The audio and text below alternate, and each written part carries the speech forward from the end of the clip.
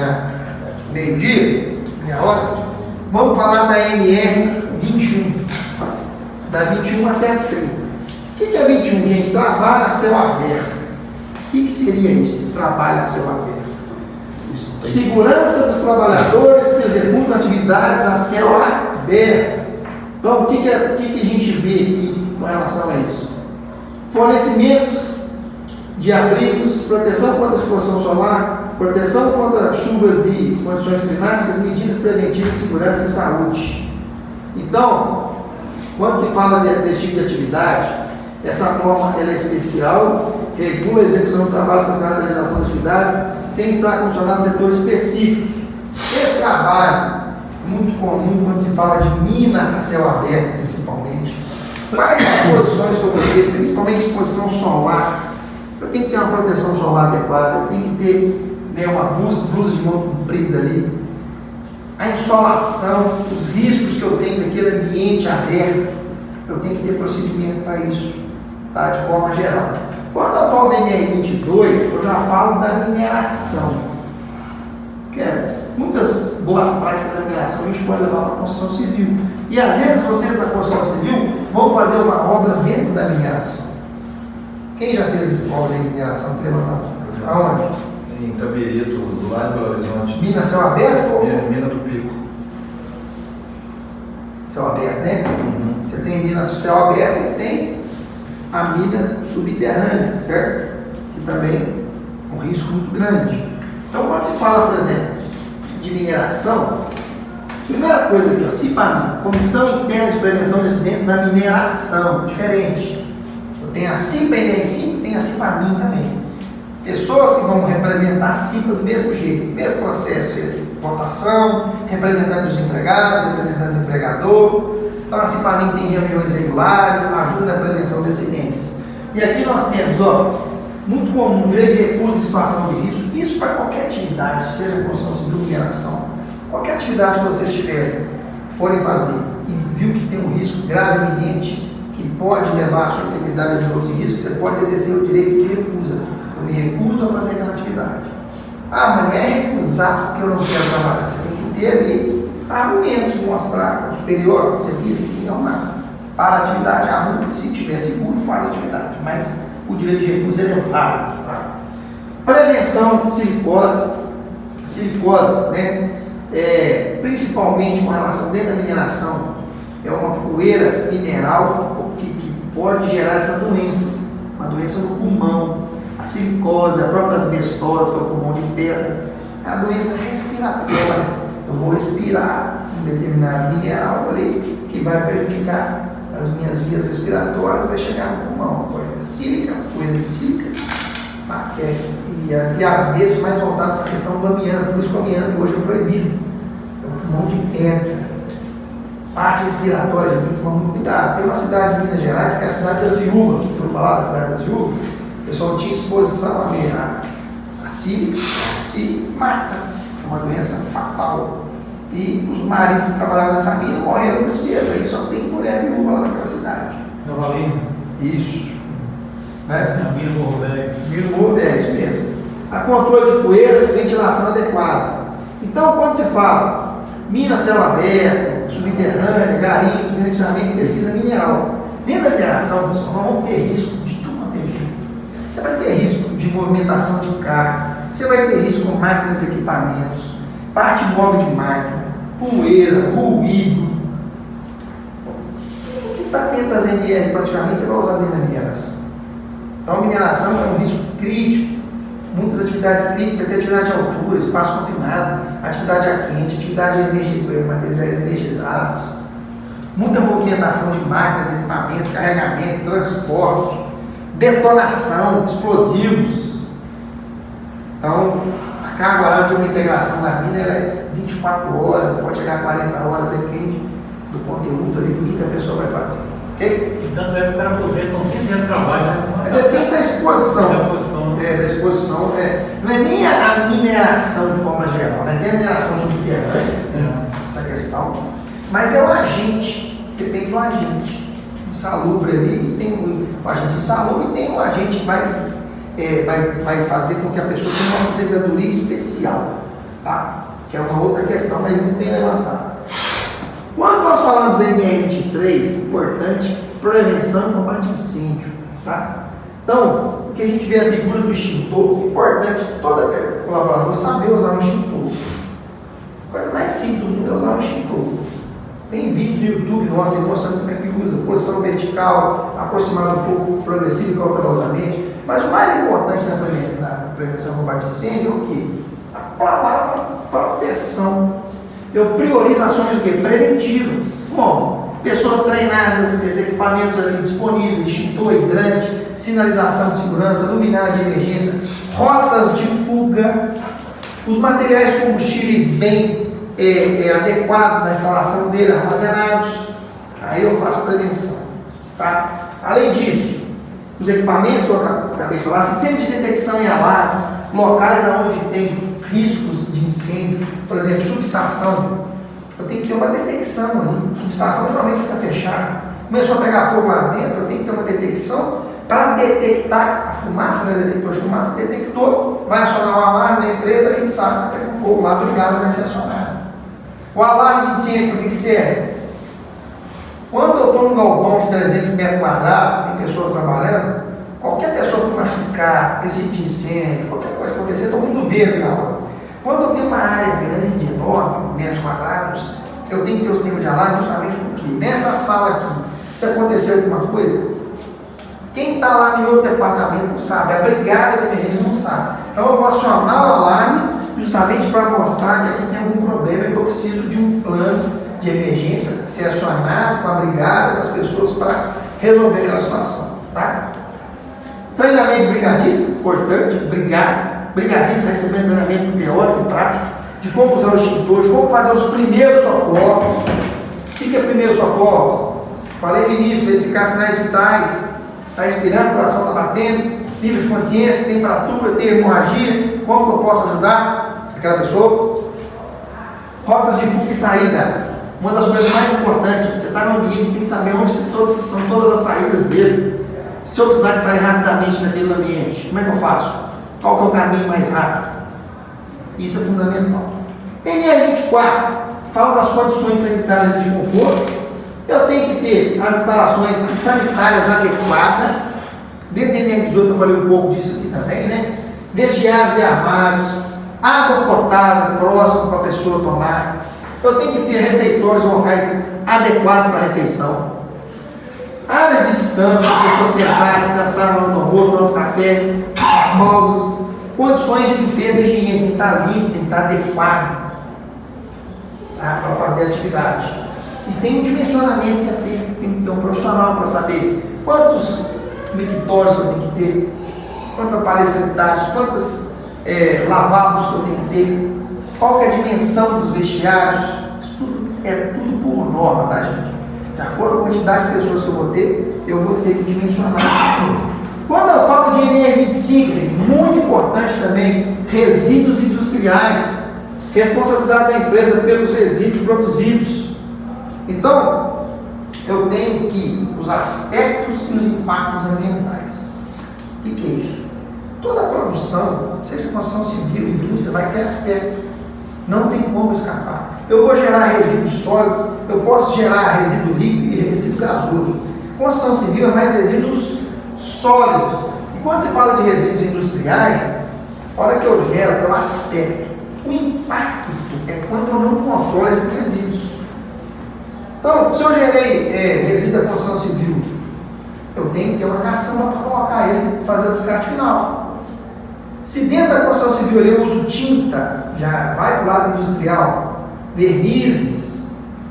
Se eu não descartar aquilo de forma adequada, se ele cair no chão, no solo, por exemplo, ali, eu vou contaminar o quê? Os lençóis freáticos. Se ele cair na água, eu vou contaminar o rio. Se eu estou gerando algum tipo de material ali que pode ter contato com ar, eu estou contaminando a atmosfera. Mas quando se fala desses resíduos aí, industriais, a empresa tem a responsabilidade pelo controle desses resíduos, monitorar para quem que vai descartar aquele resíduo, quem que vai levar para o destino final. Tem que ter um certificado para onde eu estou mandando aquilo, não é só jogar no meio do mar, da natureza. Proteção do meio ambiente, a gente fala de preservar o meio ambiente que a gente está inserido. Gestão dos resíduos sólidos, líquidos, gasosos, eu acabei de falar. Então, essa norma, ela tem um foco na sustentabilidade. O que eu tenho que saber dentro da construção civil? Tudo que eu gero, eu tenho que proteger, eu tenho que saber armazenar, identificar para onde que vai. Tem que ter essa responsabilidade. Qualquer coisa que eu produzir ali que gerou resíduo, eu tenho que saber para que destino que eu vou dar para ele. Qual o coletor que eu vou colocar, aonde que eu vou armazenar. Isso é norma também. Tá? Quando eu falo da NR26, eu falo de quê? Sinalização de segurança. Isso dentro de uma obra é muito importante. Traz cultura para as pessoas de segurança. Veja melhor, cores padronizadas, identificação dos equipamentos de segurança. Quando você chega no lugar que tem identificado, sinalizado, você não se sente mais seguro.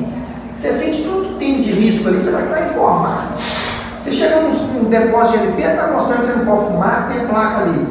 Você vai no local, tem içamento de carga, está identificado. Você vê uma pessoa fazendo uma atividade de içamento, está isolado da identificação para não aproximar. Você vê uma pessoa limpando o piso, está lá a plaquinha amarela, piso escorregadio. É isso. É velocidade que você pode andar ali dentro. Quando você está numa estrada, por exemplo, que ela é sinalizada, que ela está com as faixas, que ela está ali com os limites de velocidade, mostrando curva acentuada, mostrando lugar que pode ter presença de animais, dá uma sensação de segurança. Tá? Delimitação da área de risco, identificação de tubulações, por exemplo, tubo de ar comprimido, de fluidos, de água, tem que estar identificado com as cores. Eu tenho que saber o que passa dentro daquela tubulação. Rotulagem preventiva de produto químico, rótulo, produto químico, identificando se é corrosivo, se é inflamável. Tudo isso ajuda bastante. NR27. O que é NR27, pessoal? Todo profissional de segurança tem que ter um registro no Ministério do Trabalho. Aí é uma área que vocês têm que saber que qualquer profissional de segurança do trabalho, seja engenheiro ou técnico, ele tem um registro dele lá. Ele tem que ter um curso técnico, tem que ter um registro e mostra o número do registro dele. Tá? Então, por exemplo, regulamento profissional exige ou exige o registro, né? Define a periodicidade de documentos necessários. Então, vai sair esse registro profissional. Tá? Então, essa norma, apesar de tratar isso, ela foi revogada em 2008. Mas o registro profissional ainda é obrigatório dentro do site do Ministério do Trabalho. Então, a escola, que a pessoa fazer o curso técnico, ela tem que ter o credenciamento para o profissional se habilitar a fazer aí as suas atividades de segurança dentro das empresas. Então, atualmente, os procedimentos para registro profissional técnico de segurança do trabalho estão em portarias específicas, né, do Ministério do Trabalho e Emprego.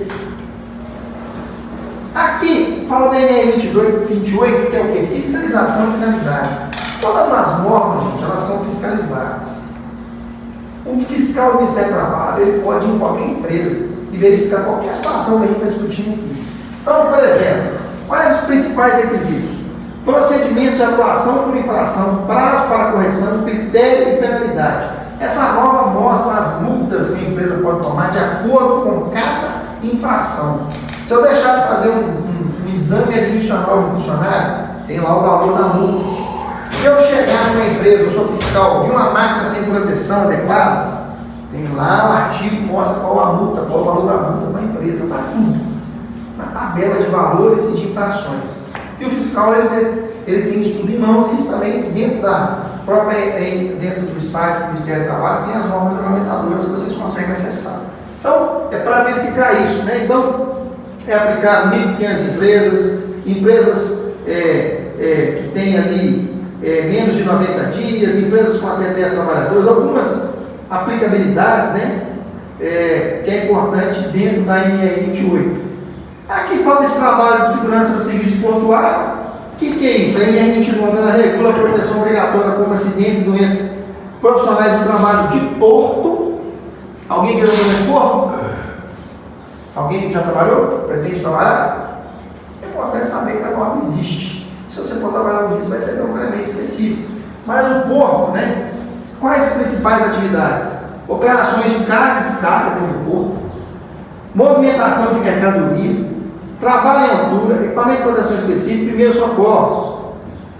Isso é muito comum. dentro dos portos. Onde tem porto, gente? Santos, Porto Santos, Rio de Janeiro, Salvador, onde eu tenho Fluvial, né? pluvial, oceano. Minas Gerais pode ter o quê? Porto Porto Seco. Seco. Varginha, né?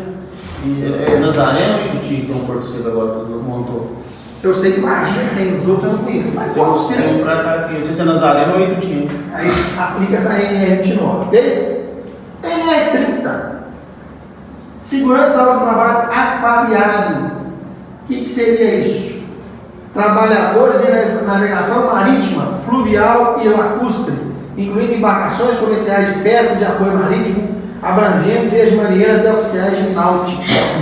Então, principais requisitos: as condições das embarcações, equipamento de segurança náutica, prevenção de acidente, procedimento de emergência, proteção contra risco específico no ambiente aquaviário.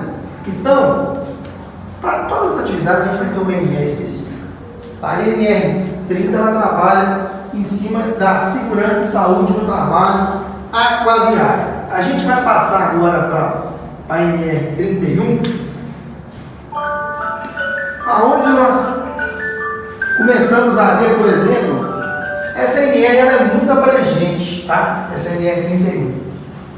E quando a gente vê aqui, ó, é diretriz para trabalho rural e atividades relacionadas, visando tornar compatível o planejamento com a segurança. Ela é direcionada para a parte de agricultura, pecuária, silvicultura, exploração florestal e aquicultura. Mas, por exemplo, se eu trabalho com agrotóxico, aplicação, às vezes eu vou aplicar agrotóxico fora dessa área, eu tenho que seguir NR31.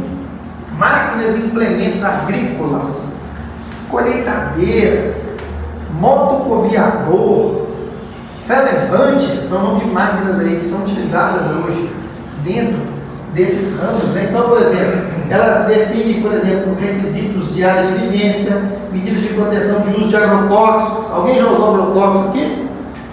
Andap, por exemplo, perigosíssimo, cancerígeno, tem que ter toda a proteção adequada, parte respiratória. Uso seguro de máquinas e implementos agrícolas, incluindo dispositivos de proteção. Determinar o requisito para transporte de trabalhadores.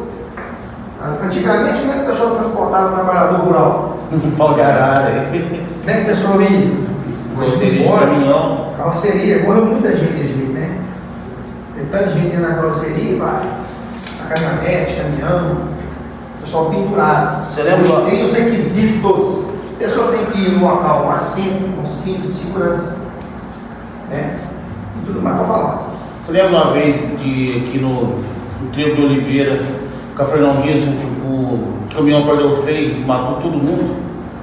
Lembro que ficou marcado, estava vindo em BH, foi em 2009. Tinha gente na carroceria? Tinha.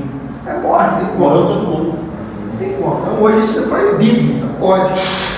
Então você pegar uma caminhonete aqui com uma pessoa na carroceria, antigamente era comum isso. Não pode isso. É risco gravíssimo de acontecer um acidente, né? Aqui nós temos, né, medidas de proteção para o trabalho com animais em silos, armazéns e também espaço confinado dentro da NR31. NR32, pessoal, segurança e saúde do trabalho e serviço de saúde. Então nós temos aqui diretrizes para a implementação de medidas de proteção e segurança. Quem trabalha na área da saúde, hospitalar, dentista, médicos, enfermeiros, aborda risco biológico. É um risco que é difícil você ter barreira para ele. Covid, você lembra? Quem lembra do Covid? Imagina outros riscos que tem. O médico, por exemplo, todo dia tem contato com o paciente, risco biológico, tem a proteção. Então, quando se fala disso, manejo de risco químico, medicamentos, substâncias químicas perigosas, além do biológico, de contato com pacientes, né, vírus, parasitas, bactérias, esse contato. Você tem o químico também, que é muito comum dentro de laboratório, desses hospitais. Normas para a proteção contra radiações ionizantes em ambiente de saúde, raio-x, por exemplo, que o pessoal utiliza. Determina requisitos para o manejo adequado de resíduos civis da saúde, como que eu vou descartar injetáveis, seringas, tem que ter todo o cuidado. Laboratórios que coletam exame de urina, de fezes, como é que eu descarte isso, contato de quem faz isso, como é que é a proteção adequada. Estabelece medidas de proteção contra materiais perfurocortantes. Seringa, perfuro-cortante, então a pessoa tem que ter um cuidado. Imagina a pessoa que coleta sangue todo dia, tem ali a ponta da seringa, o risco dela ter um contato ali, a pessoa às vezes tem uma doença grave, ela tem um contato com aquela seringa. Então tem todo um protocolo para ser seguido, certo? A NR33, espaço confinado. O que é o espaço confinado, gente? Qualquer local que não foi projetado para habitação humana contínua, que tem meios e saídas de entrada e saídas limitados, que tem presença de deficiência de oxigênio ou enriquecimento de oxigênio, presença de gases inflamáveis ou gases tóxicos. Exemplos de espaço confinado: tanque, caixa d'água, porões, valas, são diversos silos. Espaço confinado não foi feito para a gente ficar lá dentro. Então, por exemplo, as normas, por exemplo, a quente, soldagem, corte, esmerilhamento, um outro tipo de risco. Às vezes, no espaço confinado, eu vou fazer uma solda numa caixa d'água.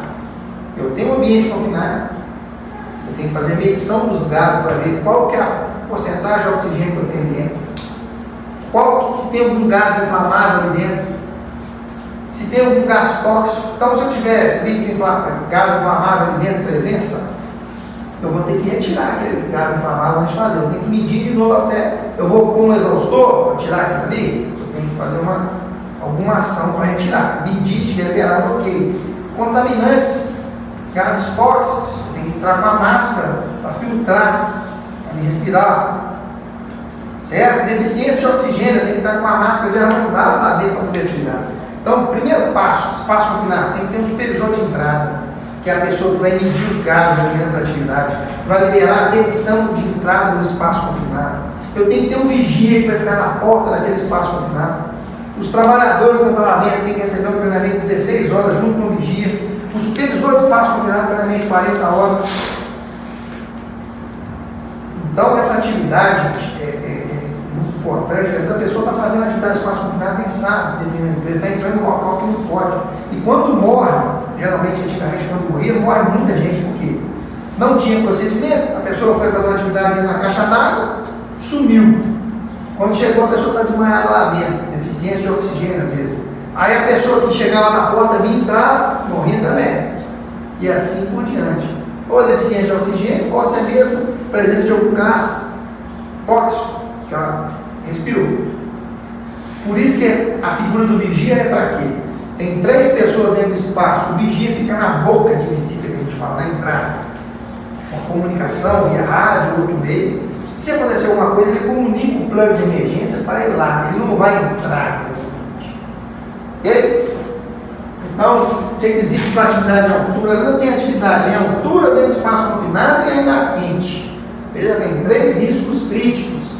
Eu falei para vocês que tem risco crítico. Qualquer atividade, qualquer risco que possa levar a múltiplas fatalidades ou lesões incapacitantes. Quando eu falo de espaço confinado, pode acontecer isso. A altura pode acontecer. Trabalhar quente é a mesma coisa. Determine medidas de segurança para instalações elétricas dentro do espaço confinado. Aí, Francisco, tem a questão de uma atmosfera explosiva e eu tenho que ter os equipamentos elétricos ali blindados dentro do espaço, porque senão ele pode provocar uma explosão lá dentro, certo? Movimentação de carga também dentro do espaço confinado pode acontecer. E normas para equipamento de blindado na área em ambientes, né, relacionados a espaço confinado.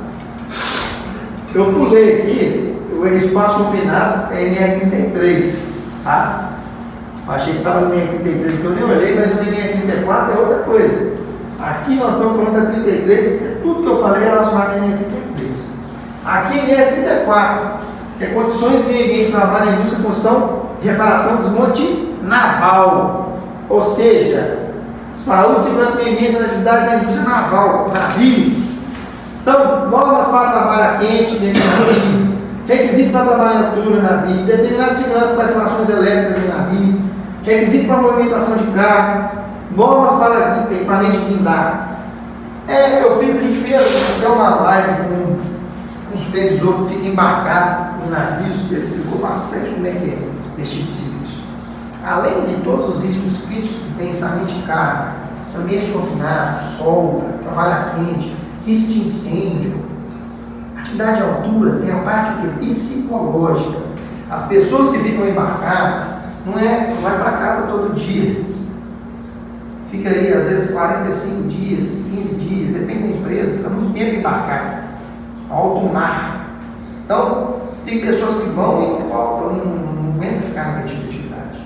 Tem que ter todo um treinamento, um preparo psicológico para ela conseguir adequar aquele tipo de atividade. Além desses riscos críticos, tem a parte psicológica. Okay? Trabalho em altura. Fala para mim de trabalho em altura. O que você sabe de trabalho em altura? O que é uma atividade de altura, na sua opinião? Você está conseguindo ir a corda, né? Bem sentado, ficar a corda boa. Tem um cinto, uma corda boa, muito bem. Os equipamentos de proteção coletiva, né? O que mais? Todos aqui sobem a altura? Quem que gosta de subir a altura? Quem gosta, hein? Você sobe? Você gosta? O importante, gente, é a gente respeitar as normas. Respeito, não é medo, tem que ter o quê? Respeito. Então, quando eu falo trabalho em altura, atividade superior a 2 metros.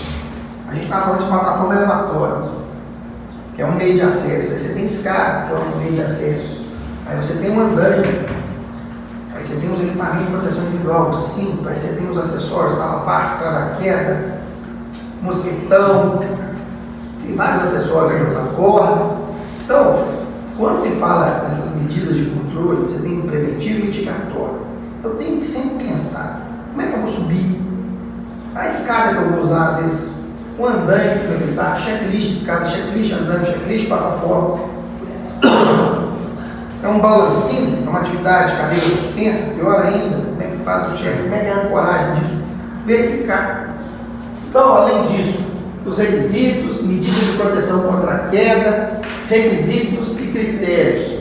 Então, pessoal, quando se fala de trabalho em altura, às vezes a gente pensa muito no EPI, no treinamento, treinei o cara e dei o cinto, acabou o problema. Não, você não resolveu nem 30%. A principal questão do trabalho em altura é equipamento de proteção coletiva, linha de vida. Às vezes, principalmente quando é atividade não rotineira, atividade onde eu não tenho meios ali para fazer ela. É aquela atividade que eu não tenho uma linha de vida para fazer. O cara está com cinto e treinamento, se ele cair, vai abrir um paraquedas, vai salvar ele. Não adianta nada eu ter a figura do cinto e uma escada e não tem lugar para o cara prender. Por isso tem que ter todo o processo definido. Responsável técnico, os equipamentos e acessórios ali validados, certificados, análise de risco para fazer atividade de altura. Outra coisa que é de altura também, principalmente para quem é muito elevado, né? Você se locomover, e você tem que muitas vezes medir a pressão, você tem que passar na mão. Perfeito. A pressão arterial é obrigatório fazer isso. Quando o local tem um ambulatório médico, já vai ter um profissional da saúde. Locais isolados tem uma pessoa para medir a pressão. Como é que está a pressão do cara do dia? Por isso que você falou, Francisco, o que pode alterar a nossa pressão? Peso nosso, peso relacionado ao quê? Alimentação. Nós, trabalhadores, quando a gente fala de saúde e segurança, o que tem a ver com treinamento de segurança? Tem tudo. Nós estamos falando de saúde e segurança. Então, a pessoa fazer uma atividade de risco, ela tem que estar bem alimentada, ela tem que estar bem hidratada, ela tem que ter uma boa noite de sono, ela não pode ter fadiga. Você imagina você trabalhar com sono em altura? Eu acho que você vai subir um pouco a adrenalina, mas não pode. Aí a gente pensa, focar só na segurança, que não vai adiantar. O cara sabe todos os procedimentos, sabe tudo. Aí ele está mal, o corpo dele está mal. Nós temos que cuidar do nosso corpo. A primeira coisa é saúde nossa. Se eu não consigo cuidar do meu corpo, da minha saúde, vai ser difícil eu cuidar de outras coisas. Então, quando a gente fala de alimentação, de exercício físico, de tomar água, de dormir bem, é o mínimo que nós podemos fazer para nós mesmos. 8 horas de sono. beber água, alimentar, comer comidas saudáveis, não beber antes das atividades, um dia antes, efeito de álcool e drogas. Isso tudo potencializa o risco, tá? E aqui nós temos a 36, que fala de abate, processamento de carnes e derivados, né? Então estabelece requisitos para mobiliário, posto de trabalho, principalmente ligado à ergonomia, questão de temperatura, câmaras frias, define normas para estrados, passarelas, plataformas e linhas de produção, determina requisitos para manuseio de produtos, levantamento de carga, estabelece medidas para recepção e descarte de animais, então tem um risco biológico ali, né?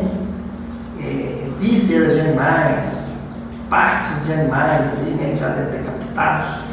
Define requisitos para máquinas e equipamentos. Então, é muito comum, né, naquela empresa de abate e processamento de carne. Eu vou abater, eu vou matar um animal, boi, porco, frango, e vou processar. Vou preparar para mandar para o supermercado, para açougue, para as vendas de distribuição normal. Então, específico para esses trabalhadores. A 37, plataforma de petróleo. Tá? As plataformas aí, Petrobras utiliza muito esse tipo de NR, a NR 37. Os requisitos mínimos, né, para a vivência do trabalho a bordo de plataforma de petróleo. Define a responsabilidade do contratante e da contratada, muito comum ter empresas terceirizadas dentro das plataformas. Estabelece requisitos para comissionamento, manutenção, modificação e descomissionamento de plataformas, tá? Requisitos para capacitação e qualificação dos trabalhadores, treinamentos, quais treinamentos que tem que ter para trabalhar na plataforma de petróleo, normas para serviços especializados em segurança e medicina do trabalho em plataformas, procedimentos operacionais. Então, pessoal, quando se fala de segurança do trabalho, a gente tem as camadas que a gente tem que trabalhar. Tá? Então, o primeiro passo é a gente ter um mapa de processo definido. Qualquer atividade, eu tenho que ter um mapa, eu tenho que ter um passo a passo, como é que ela é desenhada, qual é o processo. Aí, depois que eu faço isso, tem bem definido esse mapa, eu vou fazer o quê, gente? Eu vou identificar os riscos. Para qualquer atividade, seja plataforma, seja construção civil, eu tenho que identificar todos os riscos. Mas por que a primeira etapa é muito importante? Se eu tenho dentro da empresa X atividade de construção civil, eu elenquei todas as atividades de construção civil. Eu tenho um eletricista lá dentro e eu não identifiquei as atividades dele. Quando eu vou identificar os riscos, eu vou identificar os riscos só da construção civil, vai ficar o risco elétrico para trás. Por isso que o mapa de processo é importante. Eu identifiquei os riscos, pessoal. O que eu vou fazer? Eu vou classificar. Vocês entendem que tem risco menor e risco maior? Por exemplo, quando eu estou fazendo uma atividade a nível do solo e estou fazendo uma atividade de alvenaria, levantamento de tijolo, e quando eu estou fazendo uma atividade em altura, de reboco, qual que é o risco maior? Qual o risco maior? De altura. De altura. Certo? Eu vou avaliar probabilidade, severidade, eu vou ter um total de risco. Por que eu vou fazer isso? Quando eu identifico todas as minhas atividades, todos os meus riscos, classifico os riscos, eu vou separar os riscos maiores dos riscos menores. Então, os riscos maiores, o que eu tenho que fazer? Trabalho em altura, eu tenho que ter todas as medidas de controle, as medidas mitigatórias também. O prevenção é para mim evitar o acidente. Quando acontece, eu tenho que ter meios para mitigar. O cara caiu de altura, o que eu vou fazer? Não cai não, porque a empresa tem os medidas de controle, mas pode cair, ele pode tomar uma decisão errada, pode cair. E aí? Ele tem treinamento, tem cinto, tem linha de vida, tá com a pressão boa, tem atestado de saúde ocupacional, tem tudo. Só que ele pode cair. Como é que eu vou resgatar ele? Plano mitigatório, medidas de controle mitigatórias. Plano de emergência. Pessoas treinadas para ir lá socorrer. Resgate. Comunicação com o bombeiro. Quando eu falo disso, é importante porque eu separo o risco crítico dos que não são críticos. E a dose do remédio tem que ser maior que os riscos críticos. Por isso que vocês vão ler de empresa, se o cara tiver sem cinto de segurança, empresa que tem regra de ouro, ele não trabalha mais. Por quê? Se ele cair, ele morre. Ah, fazer atividade sem bloqueio de energia. Eu estou mexendo na máquina aqui, eu tinha que bloquear a parte elétrica dela, ela está ligada, eu mexendo na máquina. Risco crítico, sai da empresa. Operar equipamento sem habilitação. Se eu pego uma plataforma elevatória sem habilitação, sem treinamento, eu mato alguém, posso morrer, risco crítico, fora da empresa. Vocês estão entendendo a gravidade? Então, dentro da plataforma de petróleo, a NR37 ela é fundamental. E nós temos também a NR38, para não deixar de falar dela aqui, que ela é fundamental também para todos nós. Vamos ver o que fala a NR38. Veja bem. Segurança do trabalho, limpeza urbana e manejo de resíduos sólidos. O que ela faz? Estabelece requisitos de segurança para a saúde dos trabalhadores de atividades de limpeza urbana e manejo de resíduos sólidos. Visa reduzir riscos e promover condições adequadas de trabalho. Aonde que a gente vê isso? Resíduos sólidos, olha. Veja bem. Coleta, transbordo de resíduos, varrição e lavagem de vias públicas, capina, roçagem, poda de ar, manutenção de áreas verdes, raspagem e pintura de meio-fio, limpeza e conservação de mobiliário urbano, desobstrução de bueiros e bocas de lobo, triagem e manejo de resíduos recicláveis. Então, o que é importante? Rotas de apoio. O pessoal fica na rua, gente. Não tem um apoio, o pessoal que vai em rua, limpa, pinta, certo? Tem uma norma para eles agora, os resíduos sólidos, treinamentos, imunização, avaliação, monitoramento contínuo. Então, o objetivo é reduzir acidentes, melhorar as condições de trabalho, valorizar os profissionais do setor, boas práticas de segurança. Pessoal, nós falamos dentro dessa integração de 38 normas. Eu preciso guardar as 38 na cabeça? Não. Norma é um órgão de consulta. É igual a Bíblia. Quem lê Bíblia? É bom a leitura da Bíblia, para quem gosta. Para quem não gosta, a gente respeita também. Você vai ler a Bíblia, você vai guardar tudo na cabeça? Ela é de consulta. Tem coisas que você lê muito, você aplica na vida. A norma regulamentadora também, quando você fala de segurança, é a mesma coisa. Você tem que usar, aplicar. Quando você aplica, você vai ficando cada vez com a cultura mais aflorada. Daí você leva para pessoas também essa cultura. Certo? Então, pessoal, é muito importante essa questão. Eu agradeço a presença de todos vocês dentro dessa integração, desse treinamento. Estou aberto para tirar dúvida, pergunta, está tranquilo? A gente agradece a participação de todos. Muito obrigado. A gente vai fazer o prático também. Você que assistiu a gente aí também, curta, comente, compartilhe. Faça a sua inscrição no nosso canal, que é importante para a gente trazer cada dia mais conteúdos relacionados à saúde e segurança do trabalho. Muito obrigado.